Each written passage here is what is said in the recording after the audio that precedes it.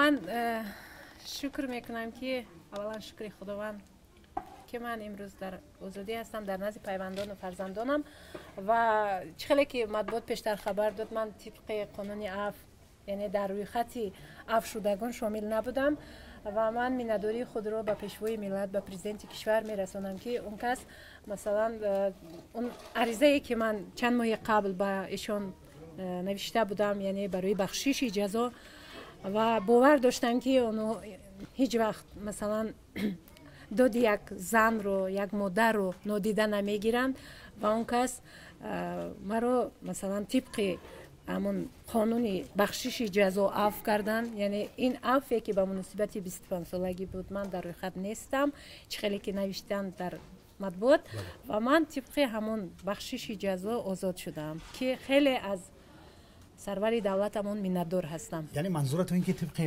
عفو سال 2014 شما رها شدید؟ نه 2014 نه چون ما 2015 بازداشتیم. این یک در قانونگذاری این چیز هست که اگر پرزیدنت کشور بخش تطبیق همون بخشش جزا رو امضا کند بازداشت شده یا گناهکار میتواند که آزاد شود. این فقط در دست خود پرزیدنت است. حالا کوتاه درباره سلامتیتون بگید. سلامتی هم خوب هست. من 100 بار شکر یگان درد ندارم. خیلی فقط یک حالت احساسی دارم که البته این برای هر یک از وای هست. من خودم رو خوب حس میکنم. سلامت باشید. هزار رحمت. سلامت باشید.